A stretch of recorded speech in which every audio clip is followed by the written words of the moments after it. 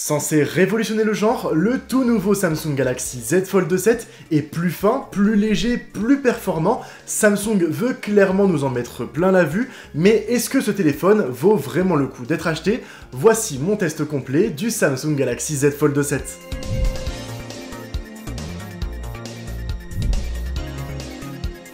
La première chose que nous allons regarder sur ce téléphone, c'est bien évidemment son design, complètement refait pour l'occasion. Au premier abord, le téléphone paraît fin, léger et surtout sans concession. Pour la première fois depuis le début des Z Fold, le téléphone est certes fin, mais il est surtout large. Et c'est une très bonne nouvelle, fini les tendinites à la main lorsqu'on veut écrire un long message sur l'écran externe. Cette fois-ci, le téléphone est aussi intéressant fermé qu'ouvert. Je sais bien sûr que l'attrait du téléphone n'est pas dans son format externe, mais je pense que c'est important de le mentionner pour ceux qui l'utilisent bien plus souvent fermé, comme c'est mon cas. La finesse et la largeur du téléphone me feront presque oublier que c'est un téléphone pliable que j'ai entre les mains, c'est pour moi un pari très réussi de la part de Samsung. En dehors de l'écran externe, c'est toujours un plaisir d'avoir un téléphone Samsung en main. Avec sa finition mat et sa charnière sur le côté, ce téléphone est aussi agréable à regarder qu'à prendre en main. Le seul gros inconvénient du design du téléphone, selon moi, c'est peut-être son module caméra externe qui s'extrude peut-être un peu trop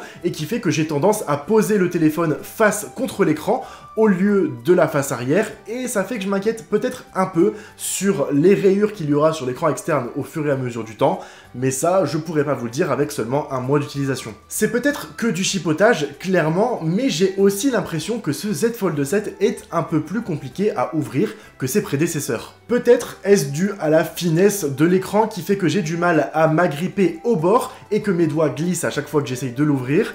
Ça fait que j'ai un peu peur d'ouvrir ce téléphone en extérieur et qu'il tombe de mes mains. Aussi, c'est peut-être un peu déstabilisant au début, mais ce téléphone n'est jamais réellement complètement ouvert. Je dirais plus qu'on est sur du 99% ouvert.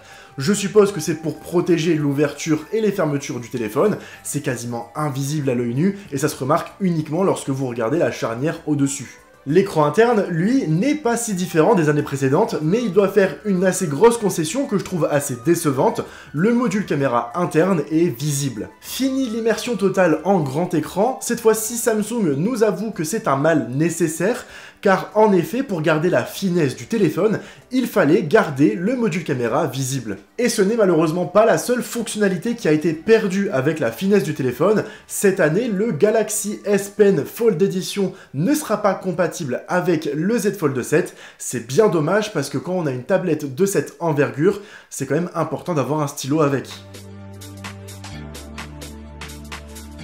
Vous ne le savez peut-être pas ou vous n'avez sûrement pas fait attention, mais le Z Flip 7 et le Z Fold 7 sont les premiers téléphones de la marque à bénéficier de One UI 8, soit Android 16. Ne vous attendez pas à de grands changements, One UI 8 est quasiment identique à son prédécesseur et est surtout là pour faire des mises à jour de correction et apporter une meilleure stabilité sur certaines fonctionnalités du téléphone, notamment celle d'intelligence artificielle. Ce que j'espère surtout, c'est une meilleure compatibilité des applications avec le mode tablette du Z Fold 7. Dans un monde où les téléphones pliables sont de plus en plus démocratisés, j'aimerais que mes applications ne soient pas une version plus large des applications mobiles que j'ai l'habitude d'avoir. Ça rend le tout complètement illisible, surtout dans les applications où la photo est prédominante, comme Twitter, Instagram ou encore Reddit, où juste tu ne peux pas voir la photo en entier, tu es obligé de scroller en haut ou en bas pour voir le reste d'une photo. Ce n'est pas un défaut seulement du Z Fold 7, mais de tous les téléphones pliables, mais je pense que pour un achat de cette envergure, c'est important de le préciser. Là où le Z Fold est un pur kiff, c'est surtout pour toutes les applications internes à Samsung. Comment ne pas parler du retour caméra qui fait qu'on peut faire des selfies avec le module caméra arrière du Z Fold.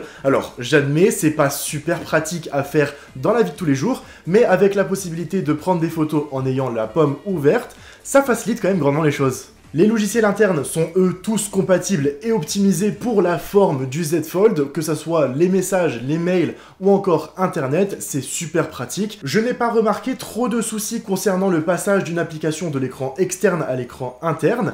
J'en ai eu quelques-uns, mais c'est un problème que j'avais eu surtout sur les anciens Z Fold. Cette fois-ci, j'ai pas vraiment ressenti trop de soucis. Un des gros points forts du Z Fold 7, c'est aussi son multitâche. Ça permet d'ouvrir jusqu'à 3 applications en même temps sur votre écran. C'est super utile pour être polyvalent.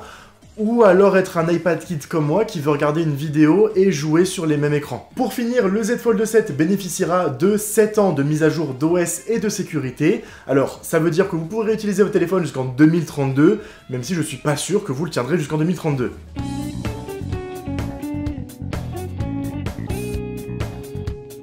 À l'intérieur du téléphone, on a un Snapdragon 8 Elite conçu spécifiquement pour les téléphones Samsung. Ça veut dire que vous n'aurez jamais de soucis concernant les performances de votre téléphone. Vous me voyez ici jouer à Dragon Ball Legends, c'est certes pas un jeu très gourmand, mais n'oubliez pas que je suis à droite en train de regarder une vidéo sur YouTube et de scroller sur un site internet pour vous montrer un peu la polyvalence et la performance de ce téléphone.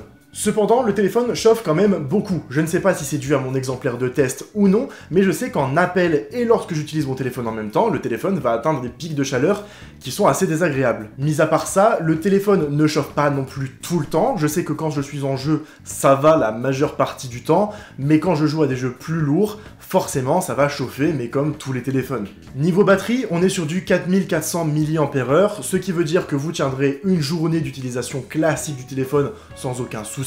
Ce qui veut dire que lorsque vous êtes en train d'utiliser le téléphone de manière hybride, c'est-à-dire soit ouvert, soit fermé, de regarder des vidéos de temps en temps, de jouer de temps en temps, vous tiendrez sans aucun souci une journée complète. Mais dans les faits, c'est un peu décevant. 4400 mAh pour un téléphone tablette, c'est assez dommage, surtout quand on va utiliser le téléphone de manière longue sur l'écran ouvert.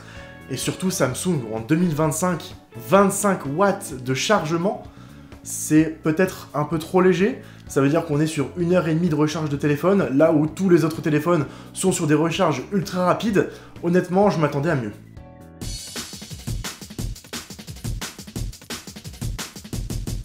Pour finir ce test, on passe à l'appareil photo qui est composé de 3 caméras à l'extérieur, soit un module caméra grand angle de 200 mégapixels, un ultra grand angle de 12 et un téléobjectif de 10. C'est plutôt rassurant de voir que Samsung décide de se rapprocher de son S25 Ultra en termes de qualité des photos.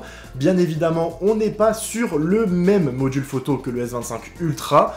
C'est un peu dommage, surtout vu le prix du téléphone. Au niveau du capteur principal, honnêtement, rien à dire. La photo est claire, nette, même si j'aurais préféré qu'elle soit un peu plus précise lorsqu'on veut zoomer à l'intérieur.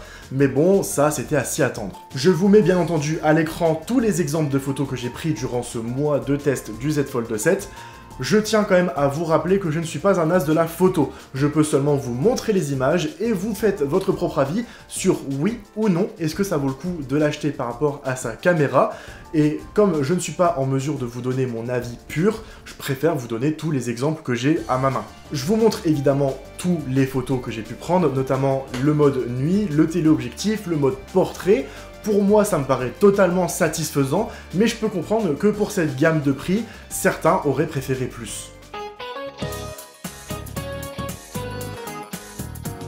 Vous en avez entendu parler durant toute la vidéo, mais oui, le Z Fold 7 casse la barre des 2000 € et commence même à 2099 € pour son premier prix, c'est-à-dire 256 Go de stockage. Honnêtement, pour moi, c'est trop cher. C'est pas trop cher pour ce que c'est, parce que c'est un excellent téléphone, et je pense que Samsung a pour moi atteint la forme parfaite du Z Fold. Je ne vois même pas comment l'améliorer en termes de design. Cependant, les concessions qu'il y a sur ce téléphone fait que pour 2000 €, je trouve ça bien trop cher. Surtout quand on voit que aujourd'hui, le Google Pixel Pro 10 Fold est lui en dessous des 2000 € et pourtant, il est excellent. C'est très dommage, surtout qu'on sait que depuis quelques mois maintenant, Samsung essaye de faire des prix très élevés pour se hisser parmi des téléphones plus premium, mais je sais pas si c'est vraiment la bonne chose à faire de la part de Samsung. Le Samsung Galaxy Z Fold 7 est une tuerie à utiliser, à regarder, à montrer à ses potes. Il est beau, fin, léger, élégant, et pour moi, c'est la consécration ultime du format des Fold. On a pour la première fois un téléphone pliable qui peut aussi bien s'utiliser fermé qu'ouvert. Il est agréable à utiliser dans toutes ses formes. L'appareil photo est pour moi absolument incroyable. Clairement, ce téléphone, il est dingue. Mais il y a beaucoup de concessions et de mais. Tout d'abord, la perte du S Pen, pourtant toujours compatible sur les Z Fold, c'est pour moi nécessaire d'avoir un stylo pour un grand écran. Mais bon, la recharge à 25 watts, Samsung 2025 quand même.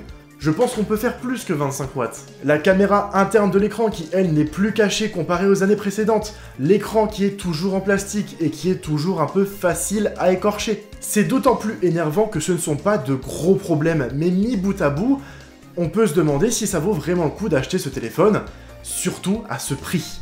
Et c'est ça qui m'énerve sincèrement sur ce téléphone, c'est son prix.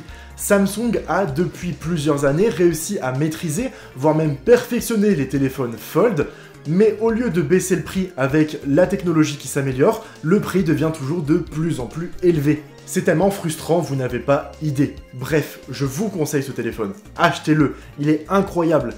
Mais pas à 2000 €, attendez des promos, je ne pense pas qu'il vaut son prix neuf.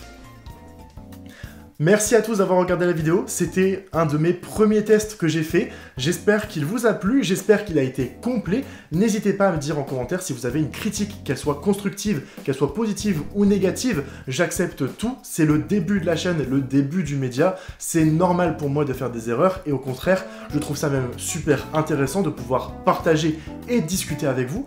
J'espère en tout cas que cette vidéo vous a plu, j'espère que ce téléphone vous a convaincu, autant que moi il m'a convaincu durant ce mois de test. Je tiens à vous remercier, vous, d'avoir regardé cette vidéo, de me faire confiance depuis la création de Swype, et surtout de remercier Samsung d'aussi me faire confiance en tant que, tout simplement, petit créateur de contenu qui veut se créer un nom dans cette jungle qu'est le médiathèque. Je vous remercie à tous d'avoir regardé cette vidéo, merci, et on se retrouve dans quelques jours pour une prochaine vidéo. Ciao!